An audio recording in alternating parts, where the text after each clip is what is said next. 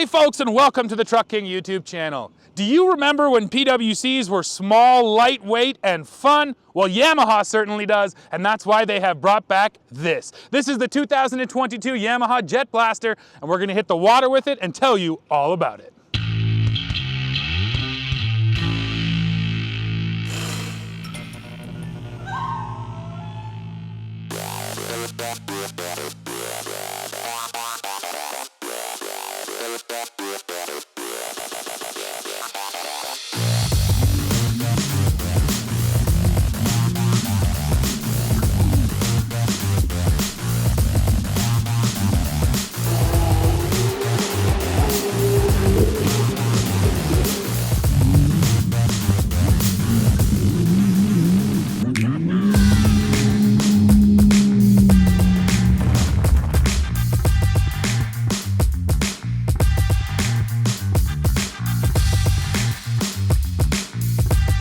And here we are, folks, out on the lake with this Yamaha JetBlaster, and we've been having a lot of fun today. You can tell from the footage. This is a direct response to the Sea-Doo Spark Trixx. Sea-Doo brought out that little Spark model. They basically created a whole new rec light segment in PWCs. Yamaha responded with the EX, but then Sea-Doo responded with the Spark Trixx, and now we have the JetBlaster. So this has been going back and forth for years. So what's the big deal about this model? Well, the number one biggest deal is that the actual jet back there can trim way above a normal EX, and that allows me to do this.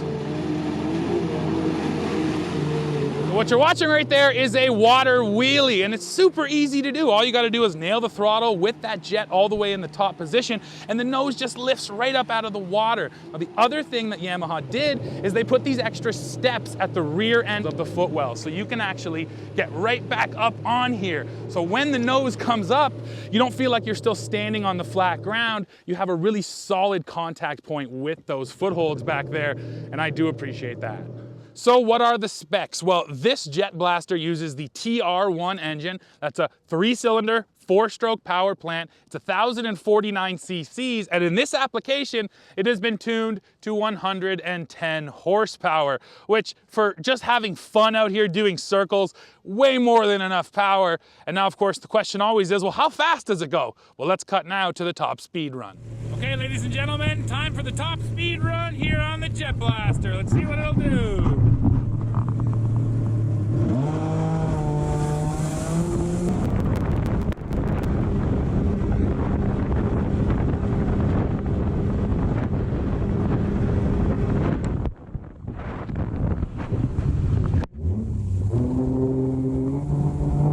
Another extremely important spec for this machine, 549 pounds. That is the dry weight of the JetBlaster.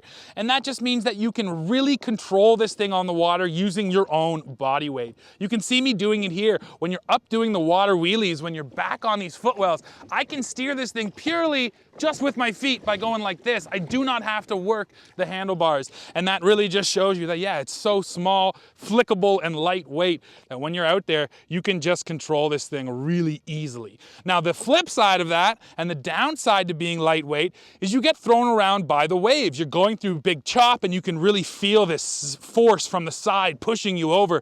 That doesn't happen as much on larger, I guess, full-size PWCs. So that's the trade-off, is you get that incredible handling. And like I said, it's very flickable, but then when you are in the big water, yeah, you do get beat up a little bit. Let me show you the practical side to the JetBlaster, and honestly, there isn't really one. You do have nose storage here, which is just these little rubber bands, which got really wet, which are hard to get to once they're wet. Come on, man. They're so slippery. There we go, ha-ha! Here is the nose storage here on this JetBlaster. You can see it's just enough for my sandals, but I mean, there's really not a lot of storage. This is not the unit that you're gonna buy to pack a picnic in the nose and go over to the island, if you know what I'm saying. And then I can also show you, we do have a little storage here between my legs. It's fairly deep. I can get my whole arm down in there. But unlike, again, some of the fancier high-end models, there's no plugs in here. There's no phone holder, nothing like that. But still nice to know you do have a little bit of storage here on your JetBlaster. The other cool thing about getting the jet up like that is not just the water wheelies, but just that you can get so much of the boat up out of the water. So if you're trying to lose traction on the water and do some of those, super cool burnouts, well, you can do them. You can see I did one successfully here.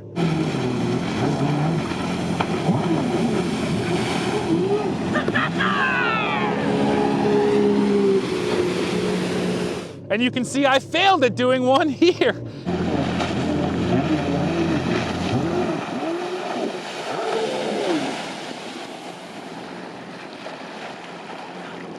Yeah, that was good. Burn out! My sandals float. Well, that's a good thing. All right, now we'll film your recovery. Yes, I did eat it. I did fall in the lake. That's just part of riding a PWC. And then what I was curious about is, can I get back up on a JetBlaster? Because I'm a big guy, over 300 pounds.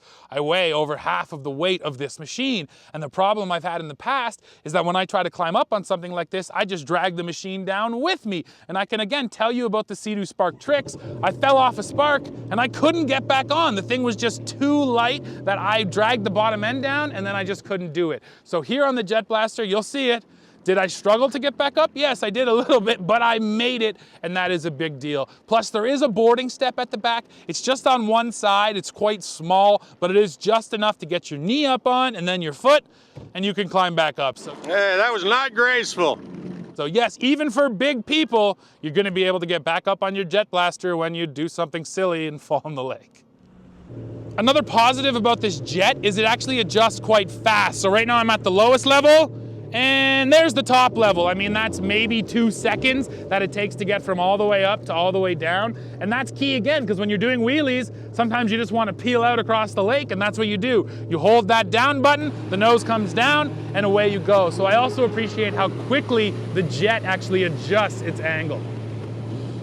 So now let's address the big question.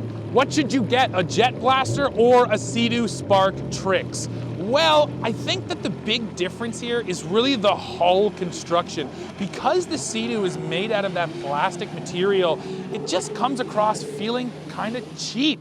It really feels like a toy, whereas the JetBlaster feels more like a legitimate small PWC. It feels more substantial underneath you, and in that vein, I prefer the Yamaha. Now, when it comes to doing water wheelies, which is honestly one of the most important parts of both these machines, they both do them really well. I think the Spark Trixx gets its nose up a little bit higher, but besides that, yeah, they both do a nice job. These two machines are quite similar. Those are really what's gonna separate them: the weight, the feeling of the hull, and the price.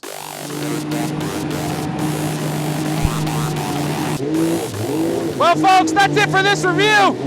Make sure you come right back here to the Truck King YouTube channel to see what we're testing next.